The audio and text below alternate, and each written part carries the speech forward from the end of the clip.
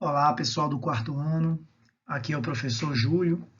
Na nossa nona semana, né, já entrando aqui na segunda semana do módulo 2, a gente vai discutir esse conteúdo, que é a Primeira República Brasileira, né, período que vai de 1889, ano da proclamação da República, até 1930, quando a gente tem o golpe militar conhecido como Revolução de 30, né, que leva Getúlio Vargas ao poder e dá início à chamada Era Vargas.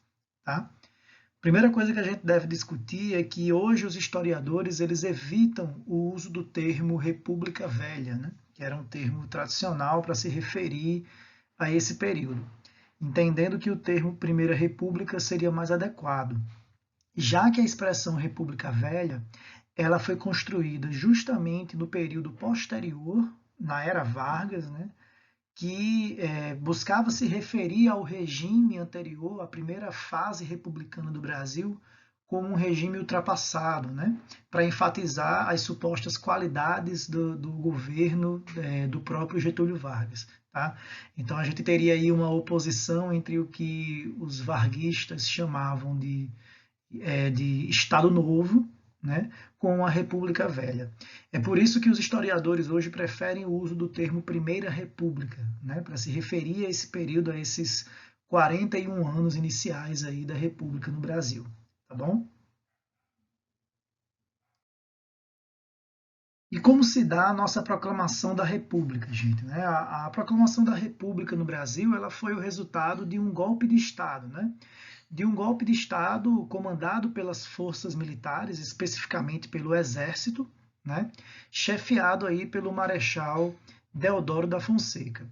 Tá? E a implantação da República no Brasil ela tem relação com um longo período de desgaste da monarquia. Né? Entre os fatores que eu posso citar aqui para esse desgaste da monarquia, a gente teria, por exemplo, a ascensão das elites produtoras, né, ligadas à posse da terra, né, proprietários de terra de São Paulo, de Minas Gerais, do Rio Grande do Sul, que se viam preteridos no arranjo político monárquico, que pretendiam ter mais influência nos rumos políticos do país e que sentiam um certo travamento nesses seus anseios, né, na estrutura na estrutura política da monarquia, do período do Império Brasileiro. Tá? Além disso, uma das oligarquias que eram a base de sustentação dessa monarquia, desse império, elas retiram, que seria os fazendeiros do Rio de Janeiro, né? Eles retiram o seu apoio à monarquia no momento em que há a abolição da escravatura. Né? Um outro fator que nós podemos citar seria a oposição entre os militares e esse regime monárquico. Né? Dentro das fileiras do exército havia muitos republicanos, havia muitos abolicionistas, né, que se opunham à ordem monárquica, né, e que entendiam que as forças armadas deveriam conduzir de forma mais direta os rumos da nação, algo que não acontecia nesse período monárquico. Tá bom? Então havia uma insatisfação dos militares, uma insatisfação de setores das elites, e isso favorece a proclamação da República, né, que se dá através de um golpe militar no dia 15 de novembro de 1889. Né? Nessa imagem aí da revista Ilustrada, né, uma imagem de homenagem à proclamação da República, nós temos justamente a República Brasileira sendo representada por essa figura feminina, sim, seria a versão brasileira de Marianne, né, a representação da República Francesa, da República e da Liberdade. Né, ela aparece ao centro em posição imponente, está sendo oferecida a ela justamente a coroa, para marcar o fim da monarquia, né, ou seja, a coroa agora seria da própria República, né? E ao fundo aparece aqui o Marechal Deodoro da Fonseca, tá bom? Uma outra imagem, né, do jornal Correio do Povo, né, saúda aí a proclamação da República com os dizeres, né, Viva a República Brasileira, viva o Exército, viva a Armada, que era um termo que se referia à Marinha, viva o povo brasileiro, proclamação. Né? Então, assim, a proclamação da República vai ser vista, né, pelos entusiastas aí desse regime, pelos defensores dessa forma de organização política, como uma vitória do povo, como algo que traria liberdade e algo que representaria melhor o povo brasileiro. Por outro lado, nós temos outras interpretações que vão falar da pouca participação popular na proclamação da República.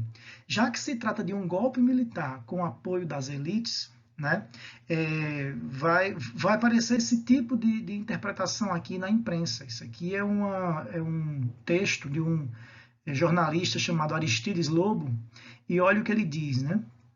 Por ora, a cor do governo é puramente militar, e deverá ser assim.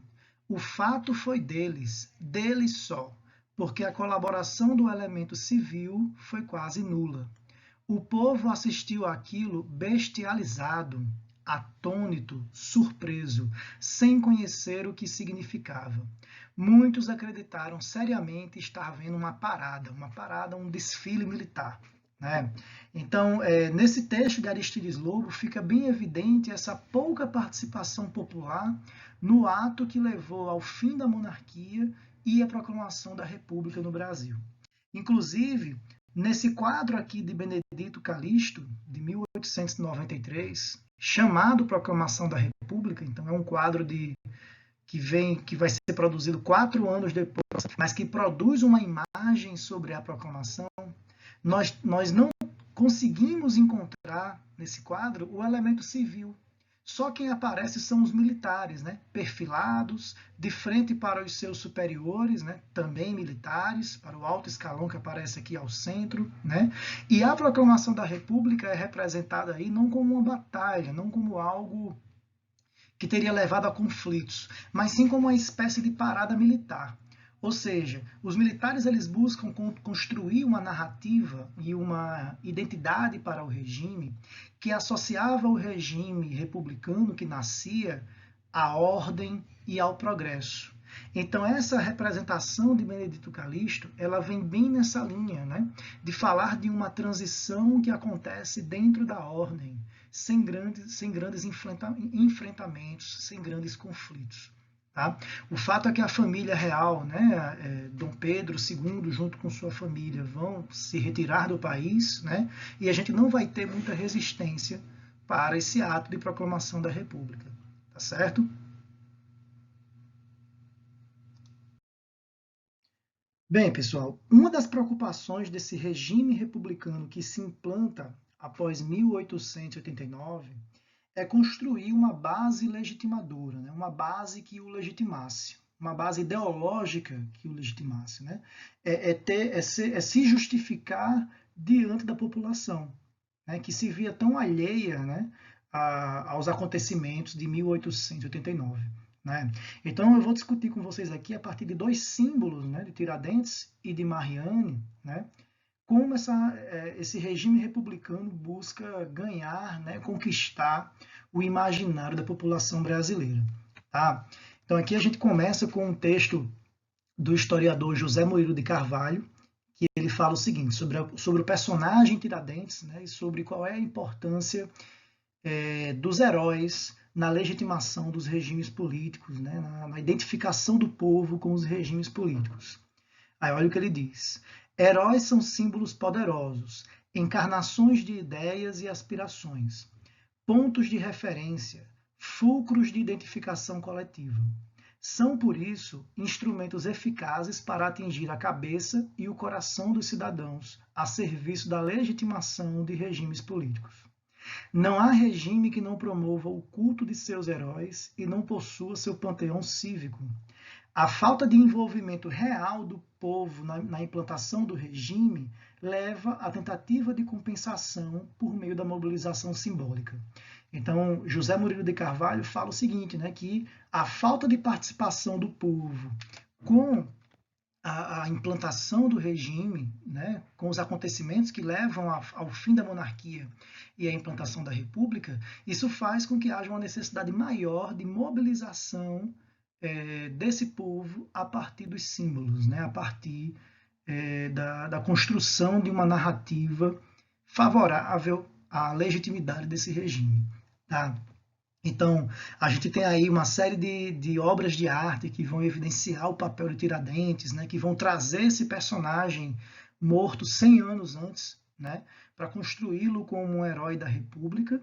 Né? Então, nós temos aí esse famoso quadro que já discutimos aqui, né, que é o Tiradentes Esquartejado, de Pedro Américo, datado de 1893.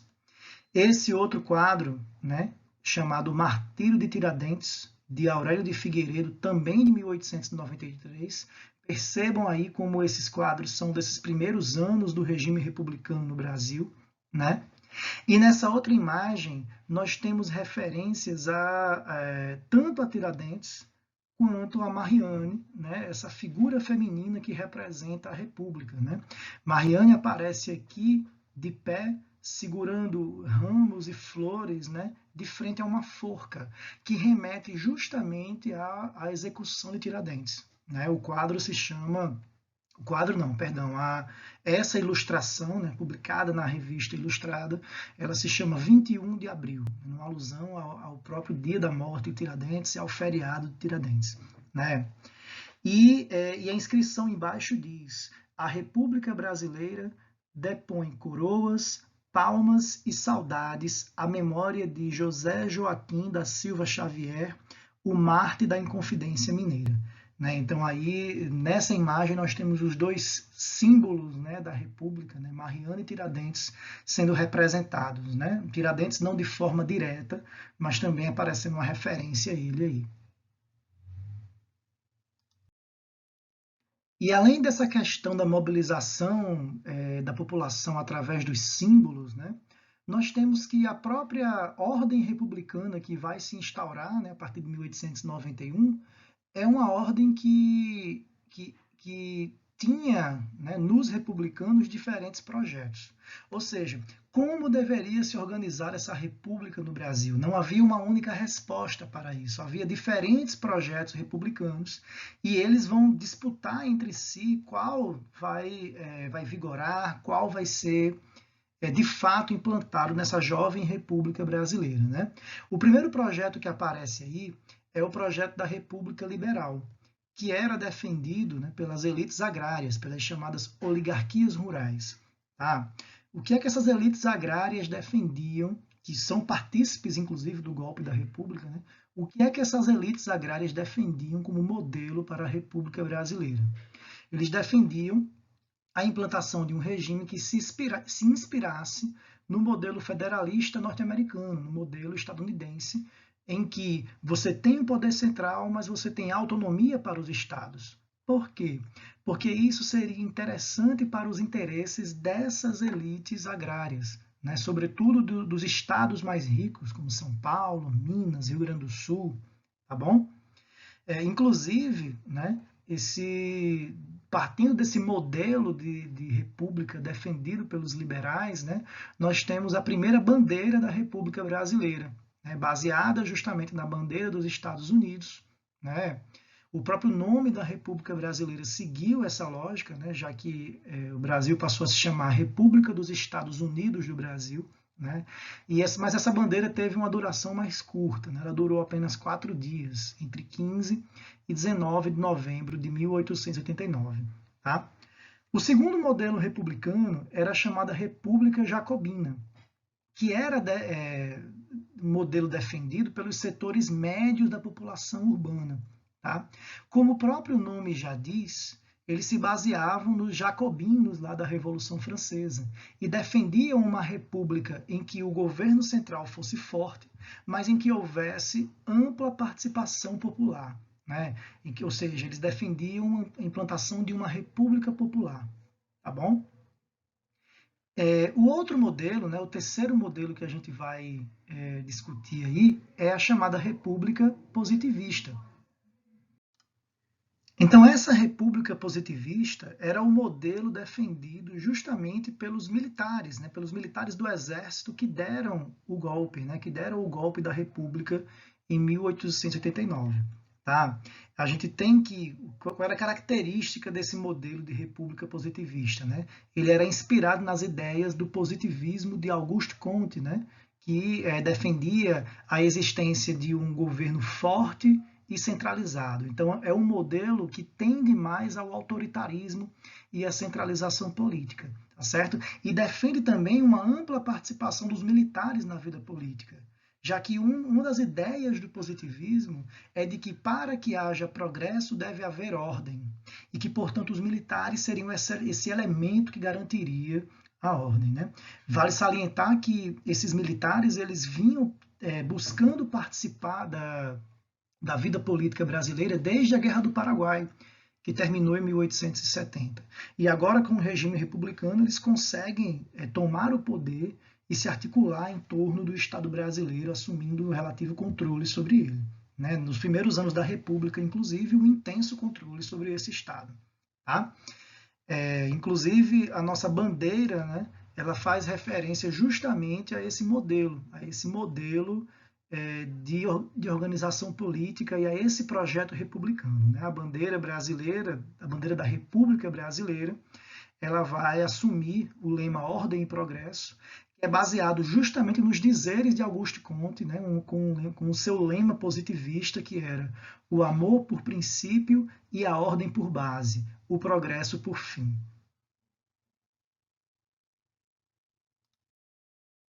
E aí, pessoal, discutindo as fases dessa Primeira República, né, a gente pode dividir a Primeira República em duas fases. Né, uma fase que seria ali o período de consolidação da Primeira República, chamada República da Espada, que dura 5 anos, e uma outra fase mais longa que nós chamamos de República Oligárquica, que discutiremos mais à frente, que vai de 1894 até 1930. Tá?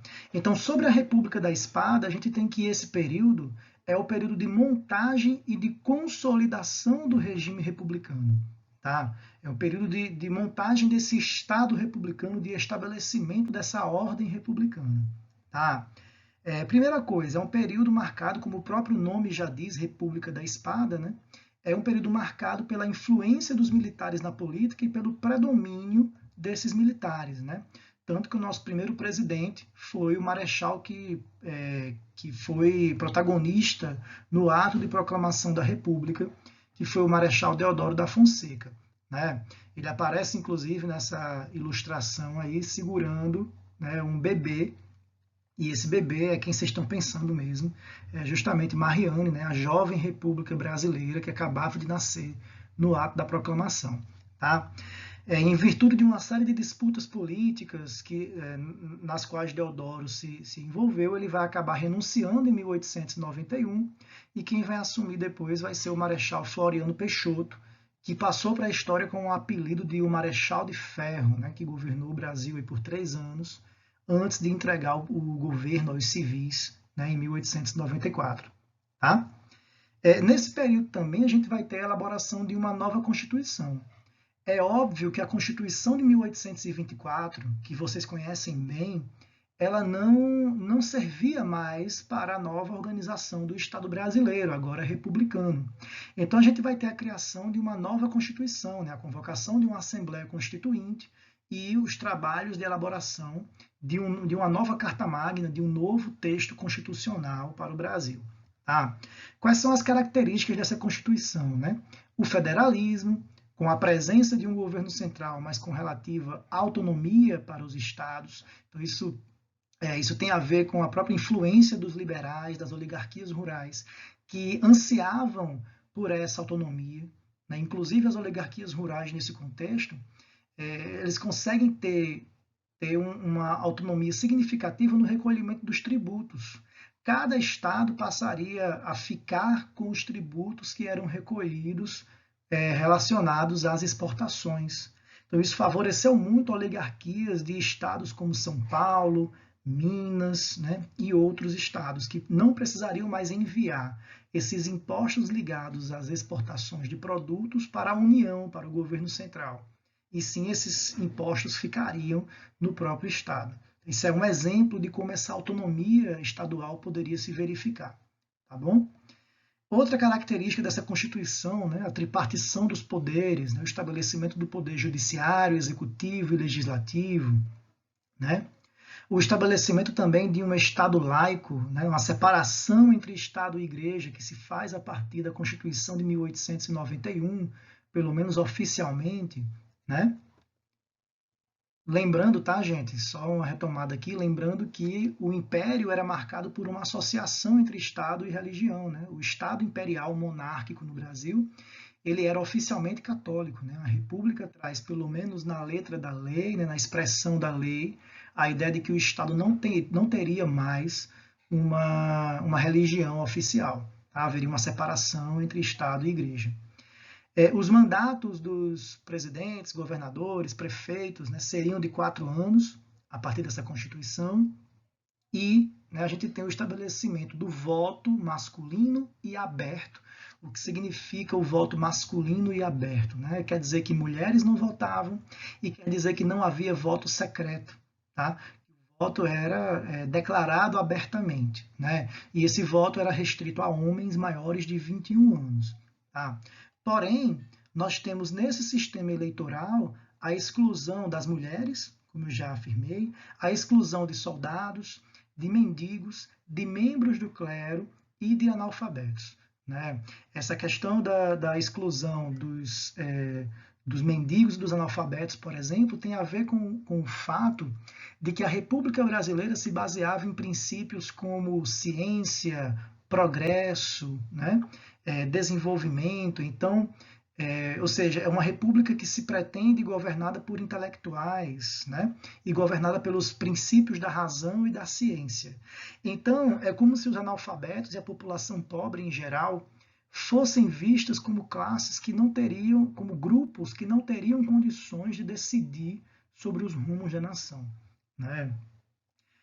A exclusão dos soldados, né? Ela tem a ver com a ideia da obediência militar, né, que poderia afetar, né, a decisão desses soldados. Da mesma forma, os membros do clero poderiam ser influenciados pelos posicionamentos de seus superiores. E a exclusão das mulheres, né, tem a ver com um contexto até mais amplo do que o próprio Brasil, em que era um momento de muita mobilização ainda das mulheres pelo direito ao voto, e o Brasil não era diferente. Né? O direito ao voto feminino aqui no Brasil só vai ser consolidado numa Constituição na década de 1930, depois de décadas de mobilização do movimento feminista. Tá? Nós temos também nesse contexto, né, a repressão a várias revoltas, né, porque a gente não pode imaginar que a ordem republicana se instala e que vai ficar por isso mesmo. Né? Houve revoltas, por exemplo, como a primeira revolta da Armada, em 1891. A Marinha era um foco de resistência monarquista, né? E os oficiais da Marinha estavam muito insatisfeitos com o predomínio do Exército na política brasileira. Né? Isso levou a uma revolta, né, a muito derramamento de sangue na capital da República, o Rio de Janeiro. Tá? Tivemos também a Revolução Federalista no Rio Grande do Sul, em 1893, em que uma disputa de grupos políticos lá no Rio Grande do Sul levou a uma intervenção do governo federal. Tá? E a segunda revolta da Armada, entre 1893 e 1894, também envolvendo a Marinha, que também aconteceu na capital da República, o Rio de Janeiro. Tá? E essas revoltas elas são reprimidas violentamente já no governo de Floriano Peixoto, Marechal de Ferro. Né? E a gente pode falar que sim, elas são reprimidas, são sufocadas, né? E que a ordem republicana ela se impõe. Ela se impõe muito mais pela força do que por qualquer outra razão. Né? Ela se impõe através da violência mesmo. Tá? A segunda fase da Primeira República, então, gente, é esse período conhecido como República Oligárquica, né? Que vai de 1894 até 1930. Né? E nesse período a gente tem aí a chegada o predomínio do elemento civil. Né? A maior parte dos presidentes desse período são civis. O primeiro deles, né, que chegou ao poder aí logo depois de Marechal Floriano Peixoto, foi o Prudente de Moraes, né? O paulista Prudente de Moraes, certo? Nós temos como marca desse período o predomínio das oligarquias regionais, né, principalmente dos proprietários de terra, né, que são chamados a nível local de coronéis, né, justamente porque muitos desses homens ricos proprietários de terra, eles tinham patentes da antiga Guarda Nacional, que era uma herança do Império, do período regencial do Império, né? E esses proprietários de terra tinham essas patentes e eram conhecidos a nível local por essas patentes, né? Então eram chamados de coronéis, né? Então, uma das marcas desse período é justamente esse predomínio político dessas oligarquias. Tá? Então nós temos aí uma característica, né, que é o famoso coronelismo, né, que é o imenso poder e influência que os proprietários de terra têm, tanto a nível local, como até mesmo eles conseguem influenciar a política estadual ou até mesmo a política federal, certo? Como marca dessa influência dos coronéis, dos proprietários de terra na política, né, o que marca o predomínio desses grupos na política, seria o chamado voto de cabresto. Né? Como o voto era aberto, ele não era secreto, os coronéis tinham uma série de estratégias de coação com relação aos eleitores. Né? Então, os eleitores não podiam exercer o seu direito ao voto de forma livre. Os coronéis tinham a seus serviços, chamados jagunços, então eles poderiam ameaçar os eleitores, coagindo diretamente os eleitores e praticando violências, né, contra os eleitores que não obedecessem, que não votassem no candidato ou nos candidatos definidos pelo coronel, tá certo? Os coronéis também tinham uma série de relações de clientelismo com a população local, então, através de trocas de favores, eles conseguiam também, né, pelo poder que eles tinham a nível local, eles conseguiam também ter esse controle sobre o voto. Né? Então, aqui nós temos uma ilustração, né, que mostra, que representa justamente essa política que nós chamamos essa prática comum na Primeira República, que nós chamamos de voto de cabresto. Né? A República aparece aqui do lado da urna, né? E o político aparece trazendo o eleitor pelo cabresto, né? O eleitor aí representado por um burro. Tá? Esses grupos que exerciam poder e influência a nível local, eles se articulavam com o governo federal. E vai ser adotada pelo governo federal aí uma política que nós chamamos de política dos governadores, em que o governo federal apoiava automaticamente os grupos oligárquicos, as famílias que exerciam poder a nível estadual. Né? E esses grupos que governavam os estados, recebendo apoio do governo federal, garantiam também apoio no Congresso às medidas que eram sugeridas, né, ao Congresso pelo governo federal. Tá? Então havia aí uma lógica de troca de favores que envolvia desde o coronel, que tinha uma influência lá no município, passando pelo governo estadual, atingindo até mesmo o nível federal, né? Chegando até mesmo ao governo federal. Tá? Inclusive, nesse contexto, falando em governo federal, nós temos uma coisa que nós chamamos de política do café com leite.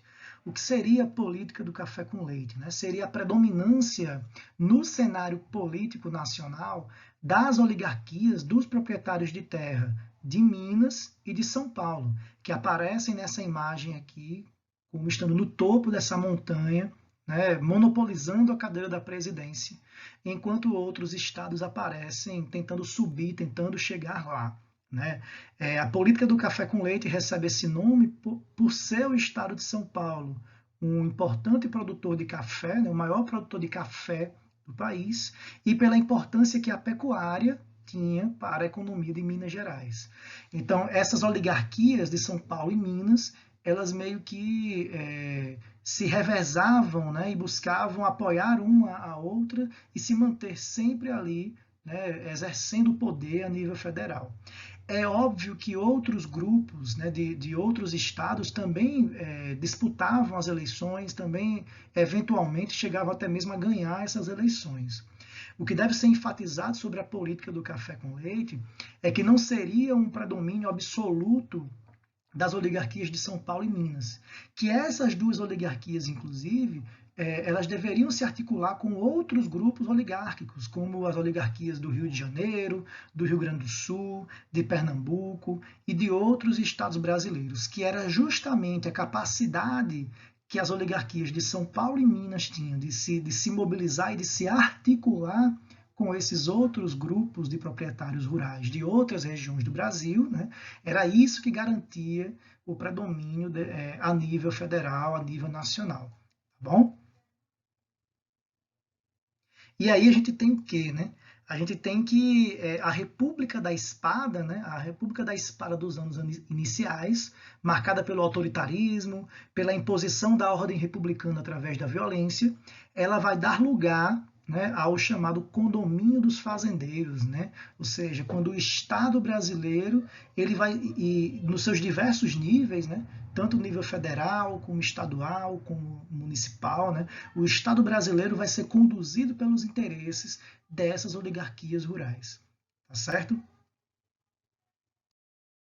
Aqui, gente, nós temos um quadro, né, que mostra a importância do café para a economia brasileira e como isso foi se construindo na segunda metade do século XIX, principalmente, né? Então, lá pelos idos de 1831 até 1840, o período regencial, né, o café representava 43,8%, né, das exportações brasileiras. Observe que lá em 1900 o café vai chegar a representar 64% das exportações brasileiras. Isso mostra a importância que esse produto adquiriu, né, no cenário nacional, o que explica também esse predomínio e essa influência que a elite de São Paulo, a elite cafeicultora de São Paulo, essa oligarquia de São Paulo, passou a ter a nível nacional no regime republicano após 1889. Por fim, pessoal, eu trago para vocês aqui esse outro quadro, né, em que a gente analisa como se davam as relações políticas entre essas elites, né? Então, começando de baixo, né, nós teríamos que os coronéis eles garantiam para os governos estaduais, né, votos. Lembrando que os coronéis tinham aquele poder, né, de influenciar o voto da população, fosse através da força, fosse através do braço armado dos jagunços, né, que poderiam praticar inúmeras violências contra a população. Então, existe a possibilidade da coação mesmo, praticada pelos coronéis, para garantir esse voto, né? Como também através da troca de favor e das relações e das redes de clientelismo que esses coronéis estabeleciam com a população local, das trocas de favores, né? Que levavam a essa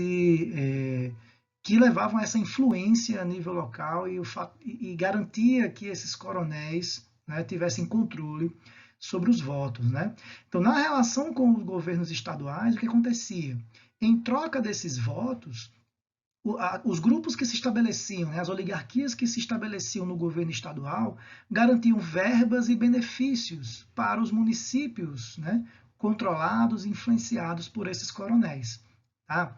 Por outro lado, esses governos estaduais, eles também, né, através das relações que esses governos estaduais tinham com os próprios coronéis, né, esses governadores estaduais, né, esses grupos também eram coronéis, também eram oligarquias rurais, né, eles garantiam votos para o governo federal e apoio político para o governo federal, que em troca também concedia apoio político e financeiro para esses estados. Então, observe como a prática do coronelismo e do voto de cabresto se articula ao poder estadual, né, que se articula, né, com a política do café com leite a nível federal. Né? Então, a política do café com leite, a política dos governadores, que envolve o governo federal e os governos estaduais principalmente, né? E o coronelismo são relações políticas que se dão dentro dessas elites, né? Entre essas elites, esses grupos oligárquicos, né? Que garantem a permanência dos mesmos grupos no poder. Né? Devemos fazer uma reflexão antes de terminar essa aula sobre onde fica o povo nisso tudo.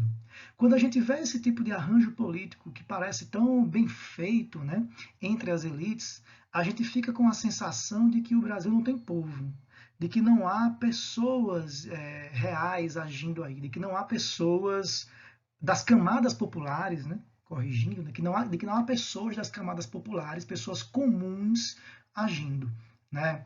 Então, no nosso momento síncrono, nós vamos focar muito nas ações que dão visibilidade a essas pessoas. Né? Nas ações que mostram que as camadas populares, aqueles mesmos que eram analfabetos, que não têm direito ao voto, né?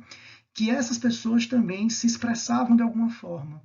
E uma das formas de expressão desses grupos se dava justamente nas revoltas. Tá? E é nisso que a gente vai focar quando a gente for para o nosso momento síncrono dessa semana. Tá? Então, pessoal, a nossa videoaula termina aqui. Muito obrigado e até o nosso momento síncrono.